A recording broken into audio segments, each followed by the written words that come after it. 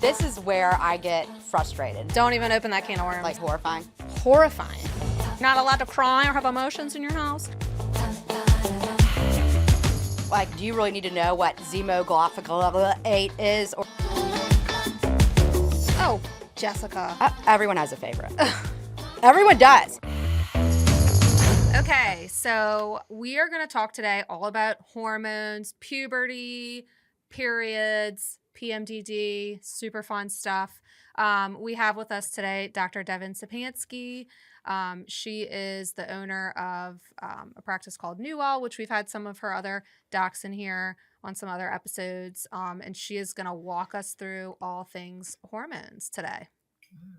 Thanks for coming, Dr. Szepanski. Thanks for having me. The doctors. Like walking through all things hormones would be a long time. A long time. We're going to try to do our best with the time we have. Yeah, correct. Okay, so this is something that I think like all humans out there should know, but definitely women and parents of girls, okay, should know about this. And like all right? adolescent girls, right? Yeah, Age? Yeah. Okay, so tell us like what exactly happens hormonally during puberty For girls. for girls. Or What's going both. on there? Okay, girls. Well, so one thing I've always said is, because this relates to what we were talking about before we started recording, what is normal puberty, right? Mhm. Like what's that? I mean, what is normal? Because you can start, like I tell patients, and this goes back to the question of like, am I in menopause, right? You That can was me. start your period at 9 or like 19. Yeah, 19. That's all normal. Like Yeah. that's not normal. Yeah. So are you supposed to like be 50 and then it flips the switch and all of a sudden you're menopausal? Well, no, because like if you can start your period anywhere from 9 years old, and I'm just saying, I don't know what the statistics are today, but Yeah. the point is there's like a 10-year window, right? Yeah. Where it's like all normal. And like, we all knew like the girl in school who had the big boobs and started her period like way before the other Me. person, right? And so I think that you have to take that into account when you even start saying like, what is normal? What's Yeah. going to be the normal course? Look at, yes, there's some genetic component of what happened with your mama and your grandmama and all those people. And then there's all the talk about like the hormones in the environment, right? And Yeah. is that causing all these other things to happen earlier or differently, right? But I mean, at some point, there's a trigger in the system where you start having that kind of positive feedback loop of where estrogen starts producing, progesterone, testosterone, all those things. But like how that normally happens and what's considered normal or abnormal, all bets are off. And I think that's what can get confusing. Yeah. You know? Yep. A lot of times when I talk to parents or even women of all ages, it's been interesting because I'll hear a story of something going on and I'll ask, well, like, what was the first time that X happened? And inevitably it'll link back to a lot of times puberty, peripartum, or some kind of hormone shift that was a menopausal thing. Yeah. But it's like, came out in some metabolic process, or, anxiety, depression or whatever Yeah. it was. Very Yep. interesting. So can you define, because I don't feel like I've ever even heard like a definition of the word puberty. Mm. You know? Yeah. And if I haven't, then I feel like Lots lots of of people people haven't. Yeah. Oh, that's a good question. Oh. What is puberty? I mean, it's really, at some point you kind of switch from having the kid things, and you can measure that in a lab, right? As far as hormones go, to developing those secondary, sexual characteristics such as breast, pubic hair, all the things that go along with that. I don't know what the like. Oh, I probably should. Maybe I should. But yeah, I guess it's just like a hormonal shift that happens Yeah. that causes the development of what we call secondary sexual characteristics, like you Right. said. Like the medical term, Yeah. Okay. Yeah. All I mean, right. to me, usually, and then it's actually a good question. I don't even know the answer. Like in a woman, do you not say that you've hit puberty until you actually have cycles? Like I thought that's what it is. Is that not what it is? Well, what would it be for a guy then? That's a good question because we will say that people have like pubertal changes right Such an before I know gross sounding. it is a gross word before the period actually starts. But yeah, I guess like when they have their first period, that's like the start of puberty, because otherwise you call it like prepubescent, right? Yeah. Where it's like they have some changes going on but they haven't started their period yet. Yeah, but for boys, like For boys, yeah, like I guess that's purposeful trickier erections? for boys. Like I don't even know. When their testes drop, maybe. Oh. Yeah. And then What you could hap- say that, like when they're done growing, because Oh, you well, really don't shit. finish growing until you're much older. Yeah. Yeah. So it's just such a continuum. But Yeah. that's my point. Like, it's like you can't, to me, it's ever evolving, whether you're young or all the way to menopause. It's almost like there's a continuum of all of that. There's Yeah. no, we like to divide it into stages, but Mhm. that's really not exactly how it works out. Right. In real Yeah. life. Right. Right. And I feel like people like the word, especially like that word puberty is so attached to like sexual, what is it called? Like being able to, whatever, have a kid. Reproductive. Yeah, Yeah. thank you. Reproductive. Yeah. It simplifies it, I guess, Yeah. for like the normal people who aren't like doctors. So it can be like, oh, period, puberty, pregnant, the 3 Ps. Yeah. Like now I know exactly Right. like what to do. Yeah. Right. Yep. Right. Yeah. All right. So can you kind of dissect like what each of the hormones are responsible for? Yeah. Like reproductive hormones. yeah. What do they do? So what I really, really love, and Lauren knows this, because I went to graduate school for neuropsychology, and then I went to med cool. school. So I love, love, love all things like hormone and brain and body, obviously. But what has been kind of an eye opener for me, that's not something I learned in medical school, is just kind of organically with the patients. But in exploring, so I specialize in looking at nutrigenomic testing. So like how your DNA explains how you're wired, right? It's like my jam. And it was kind of just fun and interesting at first, but now it's everything to me, because you can actually do panels that look at how your hormones genetically are made, transported, and used in your body, Mhm. how your mind would need things like dopamine, norepinephrine, GABA, serotonin, and then you can back into, well, what hormones in you would be more important to keep at certain levels that may not be the same as Lauren, right? Yeah. And where would you struggle, and what things would you do good with? So for example, if progesterone, so to answer your question, when my first answer to all of that would be way more than what makes you have boobs or balls or whatever it is, right? Would be what does it do for your brain? And so that's the 3 Bs will be our new thing about puberty. Yeah. So it's like The Ps and the Ds. testosterone produces dopamine, estrogen produces GABA, and estrogen produces serotonin, and progesterone produces GABA, if you want to simplify it.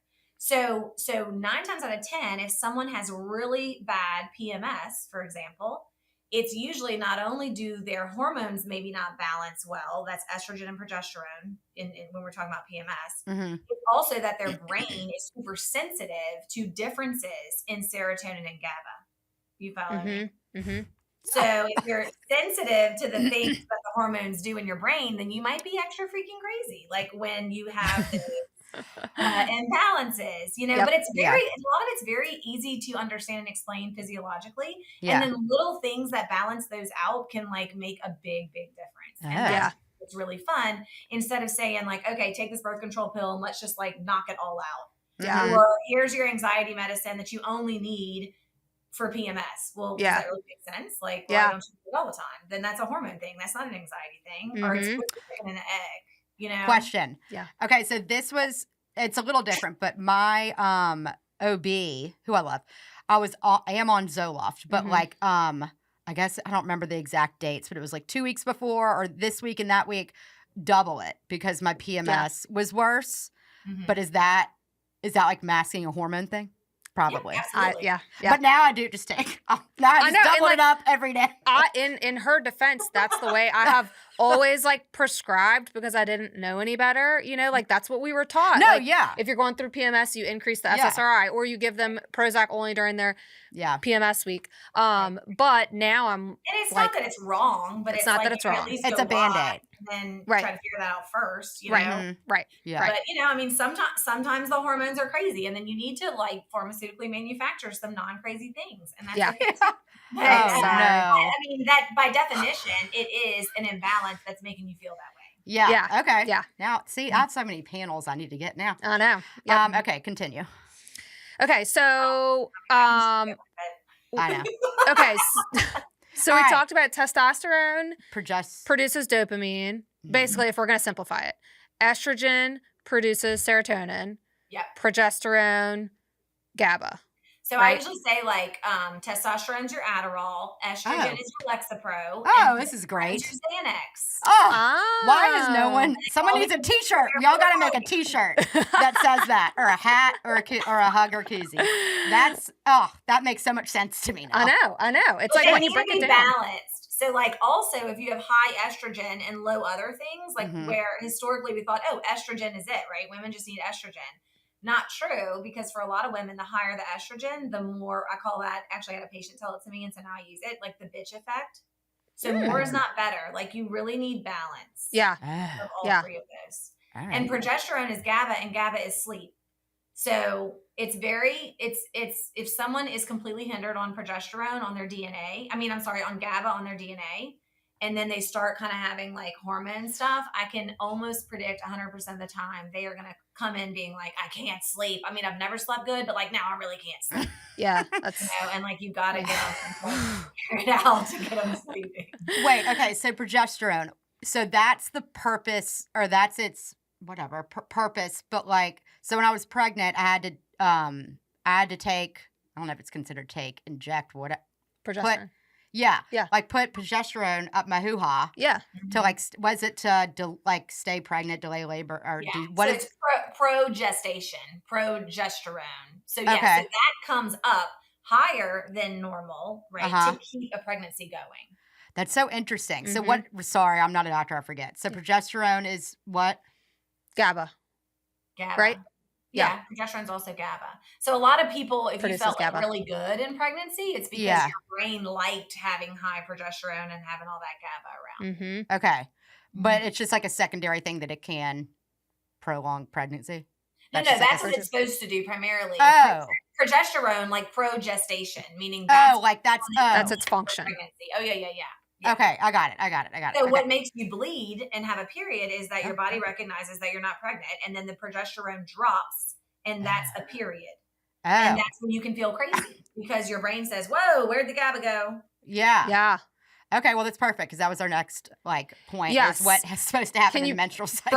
Break down a menstrual cycle for us and like what is supposed to happen hormonally during a menstrual cycle. So what's supposed to happen? So you are supposed to have different hormones at different phases of the month, right? It should fluctuate. So to some degree, you really, as much as nice as it would be, as a woman, you're not supposed to feel the same exact way every single day. Yeah. You're just not. Yeah. Are men supposed to? They're a little bit more leveled out. It's really not fair. It's not fair. Yeah. I know. It's simple. God. Yeah. So but at least I'm going to make Rick listen to just that little snippet so he can be like more sympathetic. Well, and also be like, oh, it's not just, so it's all y'all. You know what I mean? Yes. It's all, it's not just it's all female, genetic females. Yes. So continue. Do y'all, wait, Lauren, do you have any girls? Yeah. My youngest is a girl. Oh, both are girls? Okay. I have no girls, but I distinctly remember this was like, we were still in Covington. It was probably like 5 years ago. And I distinctly remember like taking my kids to Gallagher's for someone's birthday. And it was just a shit show. Like it was I was trying to put on, they were having fun. It wasn't like the baby's on the ground screaming, whatever. And I remember driving home. I have 4 boys, so no other girls, so nobody else to judge like what's going on, you know? And I remember driving home in the car and literally thinking to myself, like, I don't know why I have these kids. I don't know why I'm in this car. I don't even know. I don't like this guy at all. I don't. And it was totally the stage I'm in. Yeah. It was completely rational in the moment. I was like, and I was kind of unemotional about it. I was just like, this is all not even right. Yeah. And literally I got home and I sat and I was like just ugly to everybody. I was so ugly. And I got home and I went to use the bathroom and I started my period and I was like, oh my gosh. Yeah. Yep. And I looked up and I looked at my husband and I was like, thank God we have 4 boys. If we had someone else in this house that had to think like that. I know. But also sorry, period or no period. That sounds valid. But it was excessive. Okay. I'm kind of holding back to hold the okay. Yeah. It was not okay. In the moment, I was like, oh my God, that was totally irrational, but it was so rational. Yeah. It's crazy that how much of a switch it is so fast for it's like us. pandas. And I hope there are men listening to this so they can sympathize. Maybe. Mhm. But continue. Okay, so Yeah. tell If us what you think happens. about it, and so, but if you go back to like, why would that be? I mean, if you go like real, like, we're human beings, and why would that be? Because technically, if you're not pregnant and you Mhm. don't need your man, right? Mhm. Then God may make you to where you might just be mean and bitchy because you see what I'm saying? So Yeah. like it's not totally like if you Random. look at natural selection, like Yeah. it's Yeah. not totally wrong Yeah. that you don't like men for a minute. Yeah. It's like an evolutionary. Wait, Thing, Brett, yeah. say this again. Say it again.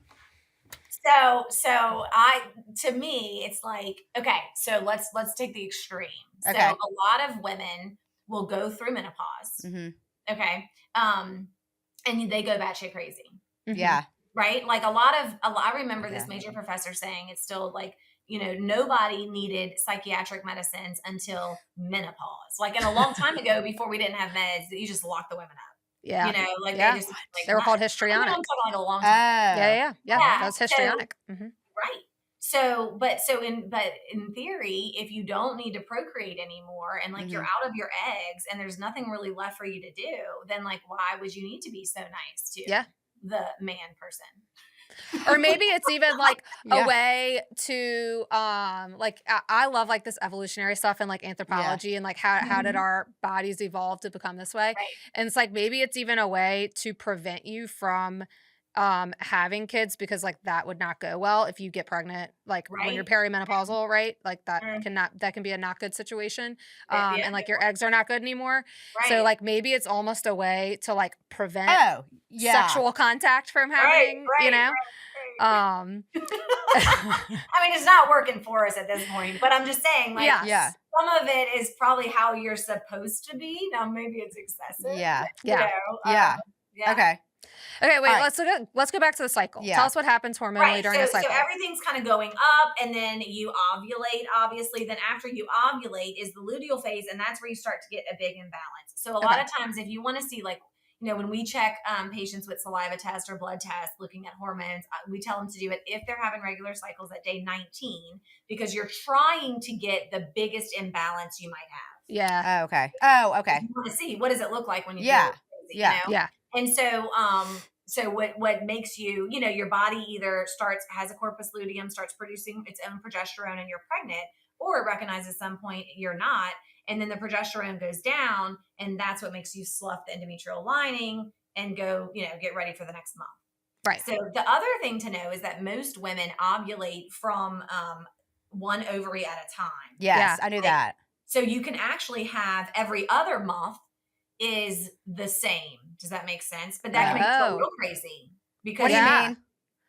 So you could technically have, a 28-day cycle and then a 34-day cycle, then a 28 and a 34. And then how you feel in between those two cycles might be different too, because it's different ovaries doing things. Oh, interesting. So if you really start looking, there's probably like patterns. Okay. Oh, that's super interesting. I never thought about that. Okay. What's the hormone that makes you horny around ovulation? That's more estrogen, honestly. What, it like goes up? Yeah. And it's like, you need to get a penis in there. A little bit, but yeah, I mean, and that's just everything, that's how God made you. Yeah. Yeah. And it's like, I'm all horned up. Let's go. Yeah. Let's and make then a baby. And then like 2 days later, you're like, don't touch me. I hate you. You stink. I'm divorcing you. We're not having a baby. Oh my gosh. Okay. That's great. I want to do this PMS, PMDD thing. Okay. Can you break down for us like PMDD? What is that? What happens in the body? How does that happen? And how is it different than PMS? Mm-hmm. Well, PMDD, I mean, correct me if I'm wrong, Lauren, that's it. That's like since we were that's new, right? Yes. It's like, So that to me is really for the pharmaceutical company because like we can diagnose you with something to then prescribe you with something because we call it a disorder. Yep. But it was so insurance can cover it? And insurance. Yep. Yeah. Mm-hmm. Yeah. Correct. But like to me, you don't have a disorder, you just are really crazy when your hormones are a little imbalanced. Yep. I have it. Maybe you're sensitive. Maybe you're a cancer. Yeah. We're both cancers. Yeah. So that's all it is. Yeah. Yeah, so I don't, I mean, again, a lot of those things are because you want to prescribe a med. And not that that's wrong, but to me, even if you end up, I mean, the way that I really conceptualize things is even if we end up using a medication, let's know how we got there and let's like balance everything out as much as we can so that even if we're using that, it's going to work as best as it can. Yeah. No, I agree with that. Because a lot of the medicines, and Lauren, you know this, they get approved when they work 30%. Yeah. So like that really sucks, right? Yep. Like that's not a you're great like, outcome. no, you check off 10 really bad things, and then we give you a medicine. We say, come back in 4 weeks and tell me if now you're only going to check off 7. And if you do, it's like, it worked. Well, that really still sucks, right? So like, you need to be doing all the little things so that if you add it up, then you have a big, way more than 30% improvement.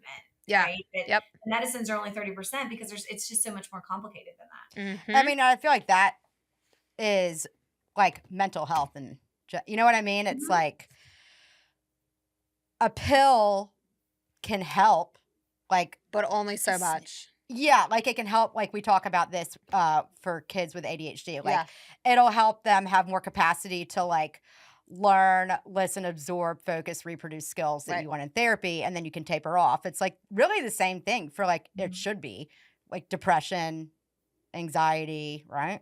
Yeah, like it's just like a tool, but it only does so much. And like if you don't do, 15 other things to get that situation better, then like you're only going to feel like a little bit better. And then you're going to have to go up on the dose like me. Yes, correct. Yep. Well, and I also think that like we all, setting up those expectations in the front end is so much more effective too, Yeah. Like I've had, like, even when I have someone come to me and they're like, I feel like X and I don't know why. If you literally you feel crazy or something weird's going on and you don't know why, I mean, at least for my patients, I'm like, then your hormones are off. Like something is wacky with your hormones because you become pretty in tune with yourself over time. And so if you just don't know why, that's fine. You can still take a medicine, but even more so why we should figure out what's going on in you physiologically. That's really hard for you to explain because it's just a natural part of you changing and aging and maybe your body kind of, interacting with your environment. And like you can measure that and then balance it out. And all of a sudden little things make big differences. I know. I wish like all of my female patients could get their hormones tested. I really do. Because I mean, I also think though, like, yes. And I just think about like being married, like with like small children. Yeah. For extended periods of time. And so like ignoring issues that have always been there. And so your tolerance gets lower and lower and lower and lower and lower and lower. And then you're like, I'm depressed. And it's like, that just came out of the blue. And it's like, it didn't like, oh, why? Do you know why you're feeling? No, like nothing's changed, but your tolerance has changed. Yeah. And so like, it could be hormones. It also could be like, if they don't know why, it's like, well, are you like really looking at your life, Yeah. and all that stuff. Anyways, it's just, you just can't trust patients. No, I'm just kidding. Well, but furthermore, if you do know why, and you say, I need to take a medicine right now so that I can even be motivated to do what I need to do. That's correct. No, it's not wrong. Sometimes Absolutely you need that like momentum. Right. Yeah. But and Lauren knows this too. Like I'll get patients who, like for example, on their DNA hormone panel, they don't make good estrogen and then they don't metabolize estrogen well. And then on their DNA mind panel, their serotonin's completely hindered.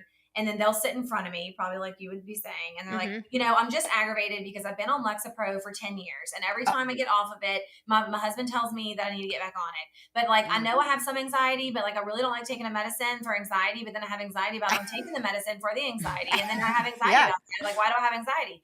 And then like, we can easily look at the DNA and I'm like, this is why. This is like, count your blessings that Lexapro works for you. And these are all the other things you can do. Sometimes it's like clearing the mud.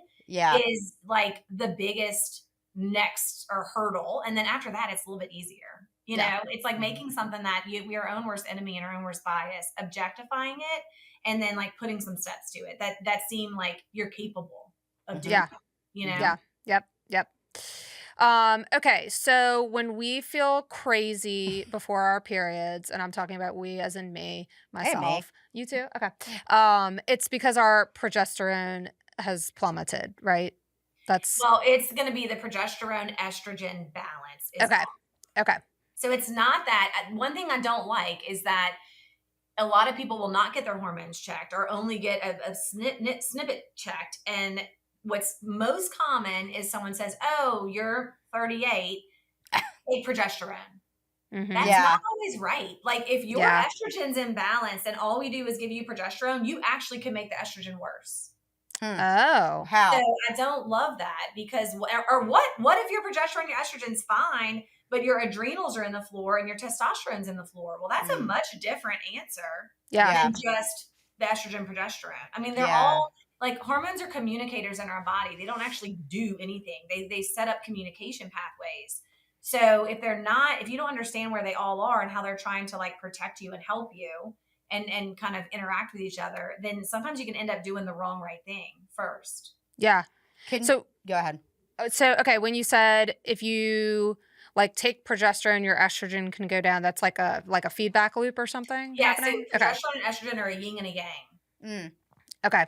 And it's very important to understand that. So that's Yeah. why we do, learn the saliva test, because it's not just that something's high or low, it's high or low relative to all the other things. Okay. You have to understand when you do one thing, what's going to trickle down. Right. It's not super complicated, but it's not something we're taught in med school. But if you can understand it and have really straightforward ways to assess it, and really the my big love, I guess, for understanding hormones was one of the first, weird tests I did back in the day, was the saliva test. That was like one of the first. I wouldn't even check hormones in labs. I learned about it at a nutritional medicine conference and I started doing it. And it was crazy to me that because I had these women coming to me and they're like, I'm only crazy this 7 days before my period. And I'm like, then there's something going on. So I got the spit test. We could try it. So they would take the spit test home. They would do it. It would come back. And literally they would just have these imbalances. Like maybe the adrenals were off. Maybe the hormones were off. Maybe it was both. Right. And I would do a couple of supplements here and there. And then I would get like the friend who comes and she's like, I need that spit test. You saved, Aaron's life. And I'm like, what? Like, really?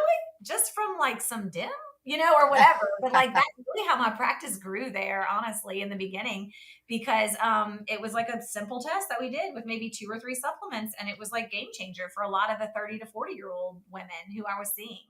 And so that made me more curious about like, okay, these are just little imbalances that are making people feel crazy. And we're just medicating first instead of like figuring that out. Why I got people pregnant all the time, and that was a whole nother problem. Why is the spit test better than like a blood test for hormones?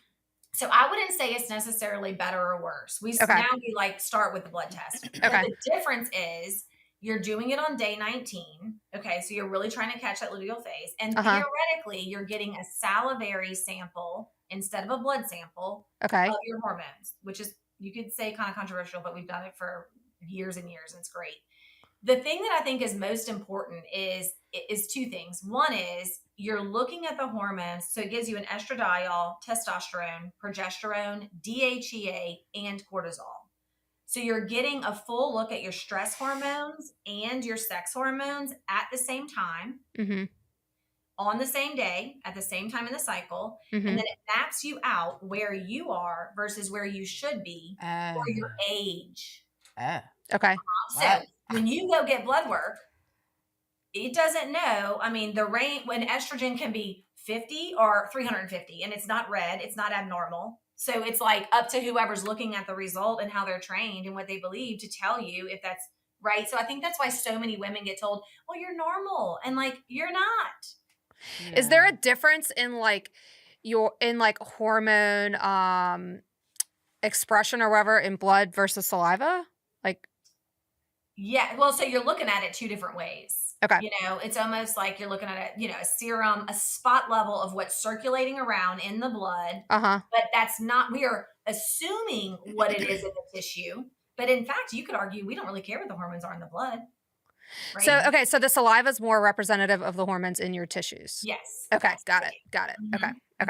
All right. Now, so it's really good for like what we're talking about, assessing PMS, younger women. It's not so great once you're on like hormone therapy or when you're older. We do it just for stress hormones at that point, but it's really, really good for like the PMS evaluation. Okay. Really good. Got it. Okay. Okay. So, and let me take it one step further, Lauren, because I think it's important. If back to how we're made, right? If on there, so if you only looked at your hormones and we never looked at anything else and we said, oh my gosh, your estrogen's in the floor, or this is early menopause, holy crap.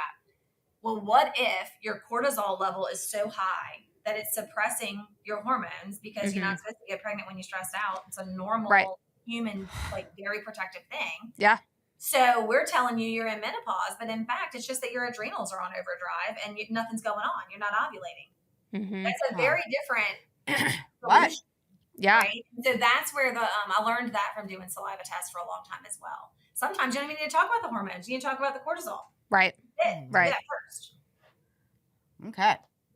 Okay. So what, like, for like the younger population, I guess, like, is there, like, how is this important, or why is this important for like the younger side of puberty to know about? Like our young adolescent girls. Yeah. Well, I'll give you, so the last patient that comes to mind when we say that is, I had I think a 12-year-old in here, and she had not started a period yet. We did her DNA. She was having some gut issues, and she was like her father because she's just anxious, right? Like the dad is. So anyway, that's what the mom's saying. And so when we, and she just never could sleep. I mean, even since she was a baby, she just didn't sleep well. So when we got all of her stuff, you could tell in her blood work, she's about to start her period. Okay. And then she had some gut stuff messed up, and then her GABA is completely hindered on her DNA, right? Which is progesterone. So I warned them that she may never do well with her periods. Like, it's going to need to be a focus one, but like, don't think that she's just losing her mind. Support her GABA, give her natural GABA, make sure sleep's important, do magnesium, because she is very likely to kind of struggle. And that's probably why she always struggled with sleep. And so almost having that conversation ahead of time, I hope really helps that whole experience for her and her parents. Yeah. I mean, so that's like my most recent like example of how we kind of think about and do it differently. Shoot, you said something. GABA. Will you kind of like restate what you said, because there was something in there that I had a question about and it was important. Was sleep? Nope, wasn't sleep. What did you say about GABA? The GABA is progesterone. So once she starts having cycles, it's going to be, she's likely to struggle in that PMS time because she already is hindered on the GABA in her brain. Shit, I can't remember what I was going to say. Oh well. So it allows you to be more like proactive, preventative when it's with younger kids. There it is. Okay. So you can give me I don't even know. So like, if you're like, oh, you need more progesterone or estrogen, is that a pill? What is that? Oh no, not necessarily. There's a lot of different ways to do it. So as you go through life, one of the ways that I like to think about it is, are you at a stage of life where you can enhance what your body's capable of doing? Or do you need to start supplementing what it can't do anymore? Right. And so figuring that out is a lot of what we do with the testing. But so the idea is that changes throughout any stage of life, right? We may be able to give you supplements that like get your body to produce it how it should and kind of wake up, versus you may be more that menopausal where we need to actually give you bioidentical hormones and talk about that to keep everything. What is that? And like an injection? Actually giving you progesterone or giving you testosterone versus giving you a supplement that helps you produce it more. Oh, I see. Yeah. So can you do with this sweet angel who was GABA deficient? I'm using the wrong words. Can you do that for that young of a person? No. That would be more of just letting her parents know she's going to be sensitive based on her DNA. Okay. Cognitively, especially, to changes in progesterone, which is about to start happening. Okay. Yeah. And so you wouldn't give her GABA. Yes. I mean, you give her not progesterone, but they might give her some extra GABA those nights. Whereas, would you really do that? I mean, you don't want to just throw stuff not knowing. Yeah. What is GABA? Like, if you give them GABA, is that like there's like a supplemental form. Yeah. There's supplements that are GABA, straight up GABA, or kind of help, push GABA up in the body. Oh, okay. So like there are, like, if she's 13, 14, 15, it's just getting more like intense or whatever. Like, just because they're younger doesn't mean you can't supplement or whatever. Yeah. Like, you probably wouldn't use like an actual hormone, right? You probably wouldn't be giving them an actual. I mean, flip side is what has happened for a long time in the past. A 12-year-old who was being crazy and having cycles got put on a birth control pill. Yeah. Yeah. I mean, very quickly, right? And so I think what we have right now is a whole generation of women who that happened, right? And that's because that's all anybody had. It still happens. And then you keep going through life, and then they get off of that. They get married. They try to get pregnant. They can't get pregnant. So now they have artificial hormones to get pregnant, right? So then they get pregnant, and then they have the baby, and then they're even more crazy because nothing was ever normal or regulated. And now they've got more, and so I know that I have like a big heart for women who went through fertility, and on the flip side of that, that's wonderful and beautiful thing that they have these babies, but like their hormones were never right, and they're definitely not right now, and they're just kind of left out, and now they need to care for a family. And we have a large generation of that. And so you're saying that like if it's needed, you can give like a teenage girl hormones if they need it. Well, historically, what would be done is you're giving them synthetic hormones to shut down their natural production because it's so wacky. Like that's what a birth control pill does. If it's used for cycle regulation, it's literally overriding the natural hormone production. Okay. Versus like, so now it's like, we have this technology where we can see like, okay, what are the actual, instead of just like shutting everything down blindly, like looking like, okay, what are the actual imbalances in this person at this time of their cycle? And then like, what can you give them to balance it out? So it can be like Lauren Hernandez and I have a patient who's 18 or 19, and she did end up putting her on progesterone. So it can be that. But then it can also be there's like supplements. Like I've been taking the past year, I've been taking supplements that help to boost like my levels of I don't even remember what I'm deficient in. Like there's like I'm on one called Chaseberry. I was on DHEA. I'm trying to remember like, what else is there a resource that like we can link or whatever that has like supplements, like, I don't know, like a list of supplements for X, supplements for Y? I don't know. Yeah, the problem with that, I mean, yes, there is, but I'm just big on, you should at least know if you take the wrong thing. I mean, I've had patients come to me who went to whoever, and got, no testing was done, and they left with the bag of supplements for their hormones, and they went like batshit crazy. I mean, if you say something can help, then you say it can hurt. So I'm just big on like knowing, not everything is good for everybody all the time, especially when you're talking about hormones. Right. Okay. And I think that's why it's complicated, and it's just easier to say, oh, we'll just take a birth control and we won't have to worry about it. I get it. But it's actually not that complicated. Okay. All right. So takeaways. I would say, I think the biggest takeaway for me is that like there needs to be more education about this in medical school. We have zero education on, I'm not going to say zero, very little on hormones. Okay. And then I feel like some OBGYNs are going to strike me down right now when I say this, but I feel like a lot of our providers who are treating women like are not even educated on it, and so to me, that's the takeaway, is that like we need more education for medical providers on like how to evaluate hormones and how to treat them. Because not everybody's going to have access to you, unfortunately, but we can have more doctors out there know how to treat this themselves so that they can like go out and help people. Right. And the part that I hate is that I don't really think that any doctors are trying to do the wrong thing or don't want to help anybody. So it's like so sad to me when patients come and they say, oh, well, my OB said nothing's wrong. And, they feel unheard. Because someone checked 2 spot things and said, this is in range. Right. So it's almost just like take the next step, just do a little bit more comprehensive look and at least validate that, okay, if you feel like something's wacky, it is. So let's figure it out, you know? But I also feel like doctors, especially like hospitals, like there are constraints.